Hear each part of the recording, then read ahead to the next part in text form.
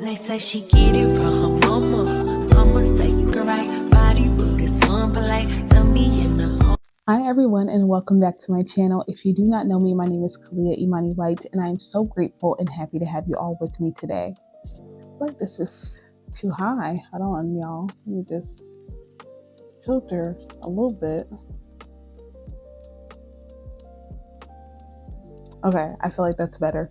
Today's video is actually something that's very special. I saved the best for last because I have struggled with this for so long. I know people always say, like, you will attract your tribe, you will attract people who are like-minded.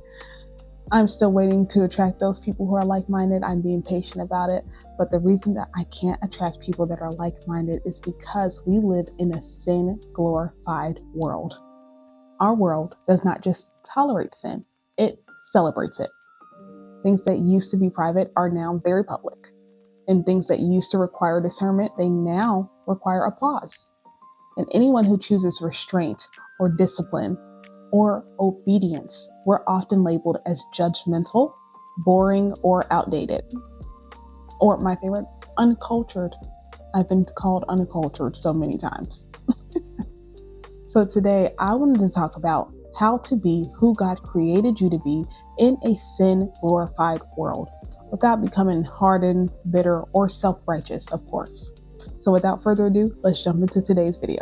Sin rarely presents itself as rebellion. It often presents itself as freedom. We live in a world that constantly says, do what feels good, follow your heart, or if it makes you happy, it can't be wrong. But Proverbs 14:12 warns us that there is a way that appears right, but in the end, it leads to death. When sin is normalized, obedience feels extreme. When compromise is common, conviction feels lonely. But loneliness is not the same as being wrong. Obedience is difficult in a sin-glorified world because restraint is often mocked, and discipline is very misunderstood, and self-control is often treated as repression. But Galatians 5 tells us that self-control is a fruit of the Spirit. It's not a personality flaw. Choosing obedience doesn't mean you're judging others, even though they're going to say that you are judging them, even though you haven't said a word. It simply means that you're guarding your soul. And guarding your soul is not weakness, it is wisdom. Being yourself does not mean indulging in every impulse. Your truest self is not your unchecked desires. Your true self is who you become under discipline. God does not ask you to shrink yourself, He asks you to refine. As Matthew 7:13 reminds us, the gate is narrow and the road is hard that leads to life. Narrow doesn't mean restrictive. It means intentional. You can live differently without becoming cold, okay? I'm there, okay? There was a point in time where I was very angry, but now I'm like, it's okay. It's okay.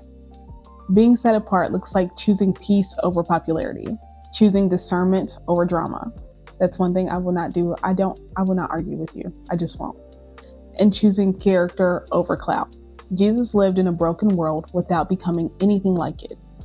Didn't isolate. He remained anchored. Because of course, along your journey, there will be many people that come along that try to steer you off course. But the simple answer is no, thank you. That's not for me. I'm fine. As John 17:16 reminds us, they are not of the world, just as I am not of the world. Those who are followers of Christ are different. We are built different. We believe different. We don't need attention. We don't need to follow the crowd. We don't need to do what others do in order to feel complete. We don't need to blend in order to belong, because we know that we belong to God first. And unfortunately, living biblically will cost you. It will cost you friendships. It will cost you relationships. It will cost you certain environments. And it will cost you certain versions of yourself. But what you gain is so much greater. You gain peace, clarity, self-respect, and of course, spiritual stability. The world offers validation, but God, He offers transformation. And of course, transformation always lasts longer. So if you feel out of place in today's culture, let me tell you something gently. You're not broken, you're not behind, and you're definitely not missing out on anything. You're discerning, because the lessons that people are going to learn from the fear of missing out are lessons that you didn't have to learn. because you knew that you weren't missing out on anything. You're following the word of Christ. Being yourself in a sin-glorified world means choosing peace even when it's unpopular and trusting that God's way produces life. If this resonated with you, comment down below, set apart and not ashamed. And if you want more faith-based, grounded teaching for women walking with integrity and walking in alignment, make sure to hit that subscribe button down below. I will see you guys next time. Bye. I put that on my mama.